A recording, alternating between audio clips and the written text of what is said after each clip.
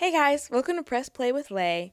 My name's Elena, but I go by Lay, and this is my podcast. I'm just really going to be recapping or rewatching TV shows that I love, different reality TV shows that come out that maybe you guys suggest, if there's a you guys, and really just the things that I like to watch. And now I'm gonna have a place to talk about it with y'all.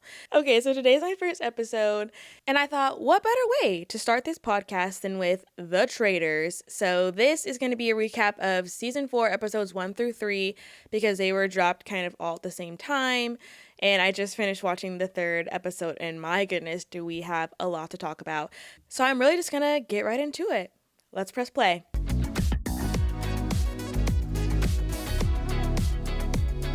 Okay, so before we get into the episode, I'm gonna go through the cast. So we've got Natalie Anderson. She is from Survivor. I know her from Survivor. She was real good. But she's also from Amazing Race as well. We've got Yam Yam. He is also from Survivor. He also won. Same with Natalie. They both won their seasons. We've got Mark from Dancing with the Stars. And he's from Houston, so gotta represent H-Town. He was just on Dancing with the Stars with Whitney. I think they came like 4th place or something like that. Then we've got Rob C. He is from Survivor as well. Then we've got Stephen Coletti. Okay, he's from One Tree Hill, and I have seen all of One Tree Hill. I do not remember him. I had to say, I don't want to sound ridiculous, but I do not know who this man is. So that's Stephen Coletti. Then we've got Candace Dillard Bassett. She's from Real Housewives of Potomac. Then we've got Ron Funches. He's a comedian and an actor. And we've got Maura Higgins. She is from Love Island UK, and she also hosted Love Island US, because I watched her season of Love Island UK, but I've also seen her most recently hosting different, like, I forgot what they call that one throwaway episode. Sorry. But whatever episode that is, I've seen her hosting that. Then we've got Tiffany Mitchell. She is from Big Brother. Then we've got Monet Exchange, the Queen himself. I've never seen that show, but I love Monet.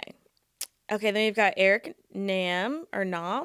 I'm not sure how to say his name. He is a singer and TV personality. I know him because if you know anything about K-pop, then you know Eric Nam. I just don't know how to say his last name. Then we have Michael Rappaport. He is an actor and comedian. I've seen him in Atypical, and that's the only thing I know him from. Then we've got Rob R. He is also a Love Islander. He was from Love Island USA, like their most popular season. And he is on the show now. Then we've got Lisa Rinna. She is an actress, and she is also from Real Housewives of Beverly Hills. Then we've got Caroline Stanbury. She is from Real Housewives of Dubai. I did not know they had a Real Housewives of Dubai, but I love that. Then we have Ian Terry. He is a Big Brother winner, also H-Town native, so represent Ian. Then we have Colton Underwood. He was the Bachelor. He was the actual Bachelor, and now he's gay. But I love that for him. Love that he's staying true to himself. His season was a doozy though, real snooze fest. But I'm glad that he's on this show and found a new thing to do. Then we have Johnny Ware. He is an Olympic figure skater and commentator. Then we have Portia Williams. She is from Real Housewives of Atlanta. Then we have Kristen Kish. She is from Top Chef. She was a winner, and now she is a TV host as well. Then we have Dorinda Medley. She is from Real Housewives of New York, and she was on the last season and got killed off that first night. So she is making her appearance to this new season. Then we have Tara Lipinski. She's also an Olympic figure skating gold medalist. Okay, so those are our players, and now let's get into the recap. So for episode 1, all the players arrive. It is nighttime. They're all coming in their little black Jeeps, pulling up to the castle. And they started off with a nice little pyrotechnics show. I don't really know why, and I know they haven't done that in the past. I mean, this is my first time seeing the show, but apparently they normally come during the day. So it is nice that they arrive at night, get to see a little show. Everyone's getting out. They're introducing themselves to each other. They're finding people that they already know. Our little figure skaters don't want anyone to know that they're literal besties. So when Rob's like, oh, you must know her because she's also a figure skater. They're like, oh yeah, we've seen each other in passing. Mind you, they're like legit best friends.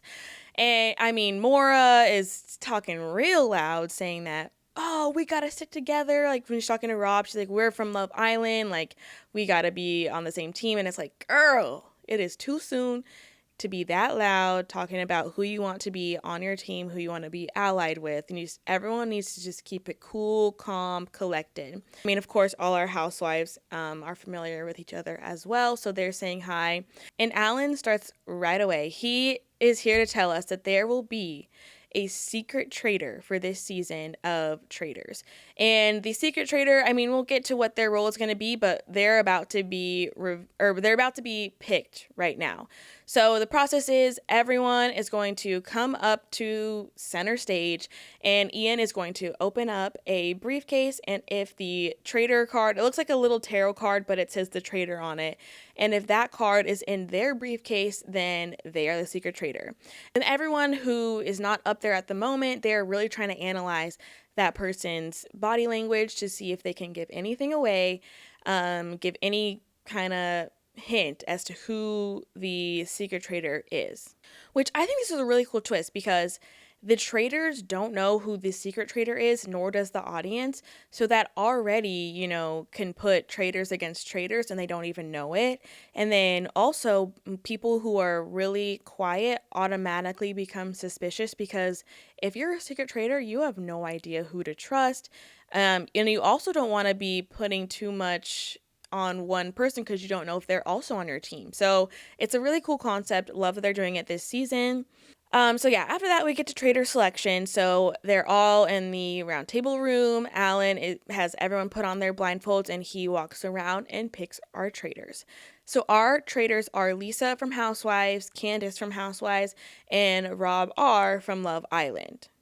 And so they're all picked. Everyone takes off their blindfolds, and the traitors are trying to look as inconspicuous as possible, and everyone else is trying to figure out who just got picked. And Alan says explicitly, there is a traitor among you that you do not know, which is the secret traitor, because no one knows who that is. Okay, so that is traitor picking. That is all that really happens on that first day. They get to have their night and chill, and then in the morning is when our first mission happens. So our first mission is Coffins on the Loch, which I think loch must mean lake. I don't really know. It's giving like a little I can't do a Scottish accent. It's giving a Scottish name of that. I don't know. Okay, so the game works like this. The players are split into boats, and they are trying to retrieve coffins floating in the water. Some coffins have nothing on it, and some coffins have money signs on it. And you want the money signs, because not only does it give you money, but when they take it to the grave site, if they put that casket into a specific person's grave, because all of the grave sites have everybody's name on it, but if they put that casket into a specific person's grave, then that person is up for elimination or up for murder. I forgot what they call it, but they're up for murder. They're on the list if they have a casket in their gravesite. So the goal is to be as quick as possible, get as many money sign caskets as you can, and to put it into anyone else's grave but the people on your team or the people that you're aligned with. But it's so early on that there's not a lot of team play going on right now. Okay, so Rob automatically is in game mode. He is like, who knows how to row a boat? Of course, he knows how. So does Colton, and so does One Tree Hill guy. I forgot his name. And so does Steven. So Steven is in the white boat, Colton's in the green, and Rob is in the red. Red is off to a fast start. They are hitting that water. They're getting caskets. Green and white, take their sweet little time, whatever. They're putting caskets in graves. Most of the decisions are just like who's closest, but then, here and there they need to make some strategic decisions. And that leads Red to try to ally with another boat. So they're like, if you don't put it in ours, we won't put it in yours. But they switch up real quick because as soon as the other boat comes up, they're like, we won't put it in yours if you don't put it in ours. And so they're safe from both other teams, but neither team knows that they are like, quote unquote, cheating on them. But whatever, it doesn't matter. At the end of the day, they are 9 people who are eligible for murder. 9 people got their graves filled with caskets. Portia was real close. real close. Michael's team, I forgot what team he was on. Michael and Candace's team, I forgot what color they were. They were like really close to putting it into Portia's grave, but they didn't make it in time. The whistle blows, or the time runs out, whatever. Alan's like, time's up. And freaking Michael, God, as the show goes on, you understand why we freaking hate Michael. But Michael Rappaport is like, who says who? Says the damn clock, buddy. He's so annoying. But yeah, you didn't get it in time. It is what it is. Whatever. Move on.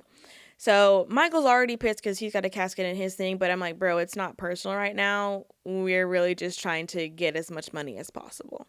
Okay, so the people who are eligible for murder are Ron Funches, Rob R., Donna Kelsey, Eric Nam, Michael Rappaport, Ian Terry, Dorinda Medley, Rob C., and Mark Biles.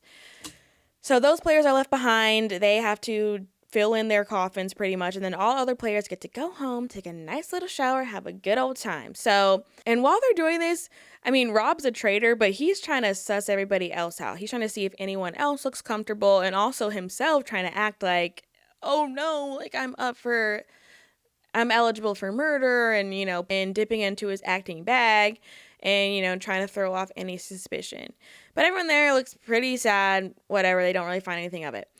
Finally, the grave players get to reunite with everybody else and kind of see how the vibes are going. Okay, so back in the car when the safe players were going home, Candace tells Portia, hey, like, Michael is gunning for you. Like, we were on his team and he was like, let's get a housewife, let's get a housewife. And Portia's like, what the F? Like, that's so crazy, whatever. So then when those players get back, she starts pressing Michael. She's like, I hear you're gunning for a housewife. And he's like, I am a housewife inside. I would never gun for a housewife, blah, blah, blah. Hate to hear him speak.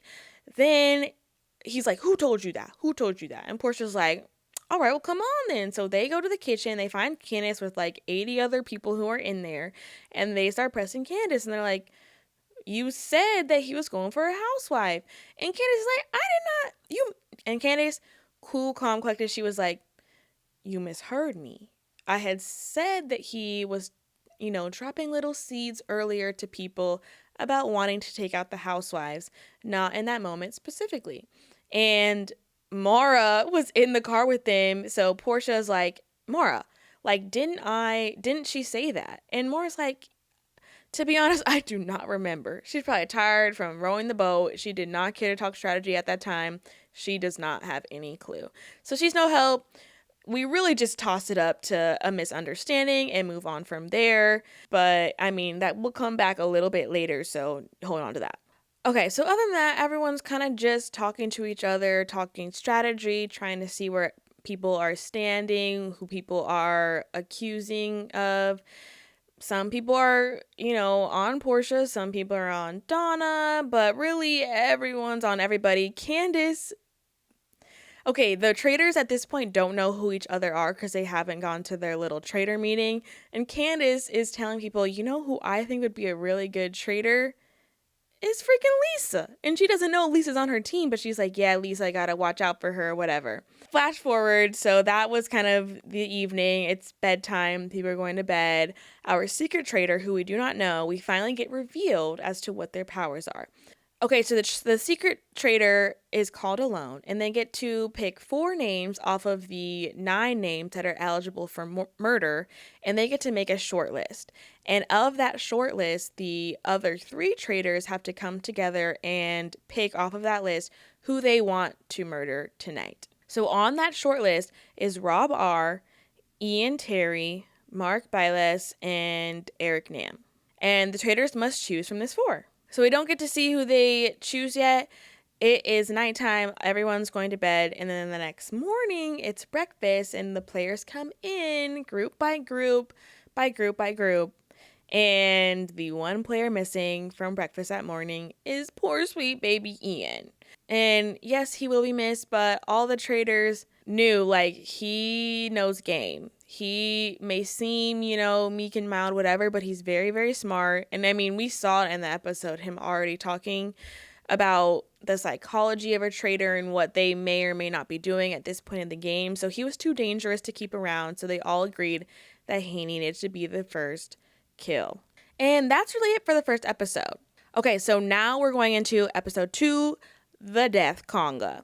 So this episode, at breakfast, Ian's gone. His absence is felt immediately. A lot of players are like, that's a smart choice. He is a gamer, and it's best to get the gamers out because they already know how to be strategic about things. They've already played a game before, and they know what they're doing. And Ian did. And others are like, bro, that's too obvious. Why would you take a smart player out right away? But I mean, it's working because no one is really throwing out any of our traitors' names. Okay, so that's the breakfast, that's the morning, and now we're into mission 2. Thrones and shields. So basically for this game, the players have to transport 3 thrones back to the castle, and whoever is sitting in that throne when they arrive back at the castle is safe. So that's the shield. And then all the other players, while they're moving it down to the castle, are trying to collect money as well for the prize pot. Okay, so lots going on. At first, the strategy is to get, the small girlies on the throne at first, so it's easier for everybody to move. And so if anyone finds a shield at first and they're like a big man, they give it to a small girl so that they can, keep it pushing because they only have 45 minutes to do this. And if they don't make it, then they get nothing. And so people are giving up their shields at first. They're really just collecting money until the very end. And here's where things kind of, go south. So Colton, he finds a shield and he gets his big old butt up on the throne and he was like, I'm gonna have to take it from you. Sorry about that. And then Caroline Stanberry, I mean, she was gifted a shield, so there was no real animosity there. And last was Jam Jam, and he stole the throne from Mara. And she was pleading with him, like, please, please, please, please, please do not take it from me. And he was like, I'm sorry, I need to make myself safe. But Michael's there trying to argue with Jam Jam, like, no, like, we should talk about it first, like, who deserves to be safe, whatever. But I'm like, bro, this is a game, and everyone is up on the chopping block if they're not in this seat. I would never think I'm safe in this game. Yes, you were up for elimination last time. I don't really think it was that personal, and what it may have been is that you're too damn loud and people don't want you to be here anymore. I mean, that could be a reason. Otherwise, I think you just need to keep your mouth shut and, chill. And then you'd be fine. It's not people aren't gunning for you. You're making yourself an easy target because people don't like you. You're making it so that people do not care if they vote out a traitor. They just want you gone. And that is not a good place to be in, bud. Okay, so after that, the contestants come back. Michael's still mad that he didn't get a chance to plead his case. Womp womp. They're all, people are talking. There's a little bit of people. Some people are accusing Donna because she's too quiet. She's not doing enough. She's not saying who she thinks it is. And then Portia's also on the list because she is slipping up when she's talking. She's like, when we killed Ian last night, or like, there are 4 traitors, and like, that's been unconfirmed. Now, it's not wrong. There are 4 traitors, and it would be an easy assumption to think that, but she's making it seem like she's the traitor, which is so sad because she really has nothing to do with anything. She just can't talk right. She can't keep her facts straight, and that ends up biting her later on, as we'll see. Okay, so we get to our first round table. This is where Ron takes a stand, and he was like, some things that Portia have said have rubbed me the wrong way. And he kind of just says what I already said before. Like, when we killed Ian, there are 4 traitors. The whole, tiffed in the kitchen before with Candace. They're like, you misremembered then, you misspoke then, you're misspeaking now. Like, either you have a really bad habit of saying this or you're the traitor. And people are like, if you're faithful, it's really easy to be faithful and talk like a faithful because you don't have to flip-flop and switch back and forth. Whereas if you're a traitor, you may slip up here and there because XYZ. And then the other person that's up on the chopping block is Donna, and she's really just saying, like, yeah, I've been quiet. It's because I'm like, fangirling over all of you guys, and, like, I don't know y'all where you guys are kind of connected to each other, being that you're already famous reality TV stars, and I'm just a little bit shy, whatever. So the vote starts. Michael's also on the talking block because his dumbass is trying to bring up things that don't even matter to the situation right now. And so now he's got people voting for him because he's being too freaking loud. And everyone's like, you're either the worst traitor in the history or you're a terrible faithful. It's one of the two, and neither is good. And he's still like yelling, talking, whatever. And he's got it out for Jam Jam because Jam Jam didn't let him plead his case, which nobody would. Literally nobody would. If they had this shield token, they're using this shield token on themselves. Why would he, as a traitor, do that? You know? It doesn't make any damn sense. Anyways, whatever. They start voting. The vote's pretty close between Donna and Portia, but Portia ends up going home. And Lisa voted for her. And they're about a part of the Housewives family. And I did not think that was a good play on Lisa's part to vote for her as a traitor, just because it's like, why are you trying to go against someone who you could be allied with? But I mean, nothing ends up coming from that, so she's fine. But yeah, Portia goes home and it is revealed that she is a faithful and everyone's shocked. But then this turns all the attention onto Ron because he was gunning hard for her. Ron and Donna, because Donna was also supporting Ron in his claims and saying that she also heard what Ron had heard. But yeah, the group is shaken. The first vote is wrong. They were really trying to vote off a traitor for the first time in Traitors history on that first night, but they failed. Okay, so that was the round table. Now we have a fun little surprise. It is Murder in Plain Sight night. And so the three traitors, honestly, I was really confused with the damn directions. They were not that clear, but at least we got to see it play out, so it made sense. Basically, the traitors have to come together, find a stack of tarot cards that the secret traitor had narrowed down from the people who are eligible for murder. They have to find that stack, which is hidden behind a picture frame in the kitchen where everyone is at. If they find the stack of cards, they get to pick one person from that short list, and they have to burn it in the breakfast room, I guess. I don't know what that room is called, but they have to burn it in the fireplace that's in there. And so it's murder in plain sight night. So Candace starts distracting the group by doing a conga line. Ooh, ooh, ooh, ooh, ooh. And while everyone's doing that, they're all distracted. Rob R goes in, grabs the cards, and he finds the short list of people. And the people that are on that list is Monet Exchange, Tara Lipinski, Kristen Kish, and Rob C. So now the traitors have to secretly discuss amongst themselves who they're going to kill. And I mean, poor Candace, she's doing the conga line. They can't even get to her. So Rob is like, okay, I'm going to get Lisa. We're going to talk. We're going to pretend to play chess and decide who to kill. So they're pretending to play, blah, blah, blah. They end up deciding on the person, and they don't have time to even tell Candace, and they go take their card, they burn it in the candle, they burn it in the fireplace. I thought it was funny because as they're doing that, Candace is like, I gotta see what it is. And so she comes in, and they just walk right past her, and she's trying to look in the fire, but she's like, I can't get too close, gonna burn my edges off, and I mean, the thing's in the fire. So she's like, shoot, I'm gonna be surprised like everybody else when the morning comes. I just gotta hope that they make the right decision.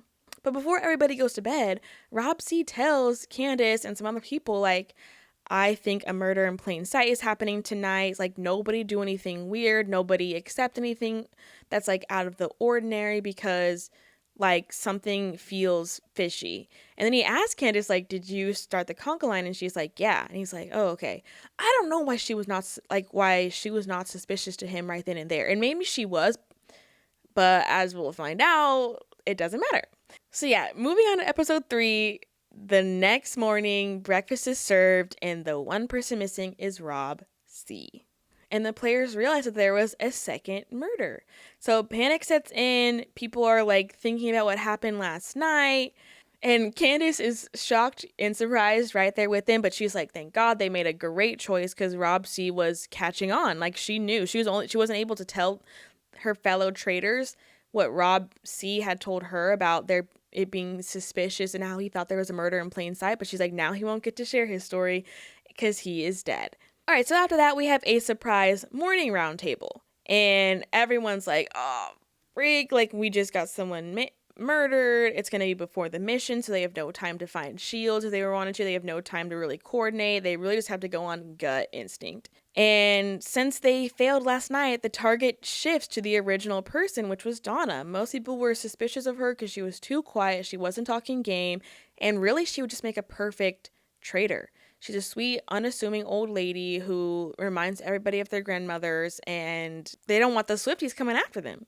Okay, so Donna's in the hot seat. She's trying to deflect, just saying how she doesn't feel, super comfortable yet, how she's, too busy fangirling over everybody to really get into the game yet.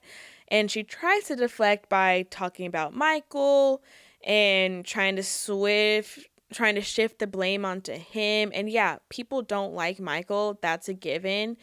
But they're also like, okay, Michael's being too loud and drawing too much attention to himself to really be a traitor. So the vote lands heavily on Donna. Most people voted for her, and she steps into the circle of truth and she tells everyone, I was a secret traitor. And everyone is like so happy. They're so shocked. They're jumping up and down. They're like, we got one. Like, we did a great job. And the traitors didn't know. So, like, everyone really, truly was shocked. So, yeah, that's the morning. And then we move into our mission. So, the mission is everyone has to find a partner. And since there's an odd number of players, one person is going to be left out. And that person is Ron, because he was so connected to Donna and he went so hard against Portia in our first round table and was wrong. All the blame kind of is on him. So he doesn't have anyone. Granted, he's also playing this mopey, sad little boy, like, why does no one trust me? Da, da, da. He's not even trying to find a partner. Okay, so everyone else finds a partner, and the groups are Candace and Tara, Dorinda and Lisa. Dorinda did not even want to be with Lisa. She was trying to get with Colton, but he had already, made his partner choice, so she had to go with Lisa. Then we have Michael and Tiffany, Natalie and Monet, Caroline and Colton, Mark and Kristen, Eric and Johnny, Maura and Rob, Yam Yam and Steven, and yeah, Ronald's left by himself. So those are our groups. So what they have to end up doing is one person gets put into a cage and the other person has to go into the forest swamp thing and find these little skulls of some animal I don't know. And they have to find 10 and they have to stack them on this little lever 10 high without anything falling. And then once they get to 10, their partner will be released and then they will be safe. And any of the people who are left in their cages when the time's up or when 5 other teams get released, then they are eligible for murder. Okay, so the teams have to pick amongst themselves who's going to be in the cage and who's going to go search for the skulls. So a lot of the time it ends up being the stronger player because they can run faster, they can move quicker, and yada, yada, yada. So that's how some of them pick. But then some teams like Lisa and Dorinda, it's a toss-up either way. It don't really matter. So they just, some people end up in the cage, some people don't. Okay, so the people who were in the cages were Maura, Candace, Eric, Caroline, Kristen, Lisa, and then Ron is automatically already in the cage. Oh, and Natalie. Natalie's in a cage as well, which she was like, this is big for me to trust you when she's talking to Monet, but she does. And okay, so the game starts. Everyone runs into the swamp. They're collecting their skulls, and people start getting their 10, and they come back and start stacking. Oh God, it seems like the pressure is crazy. Colton is like shaking, and this man was a professional football player, I'm sure he does well under pressure, but his hands are like, he keeps knocking his stuff over.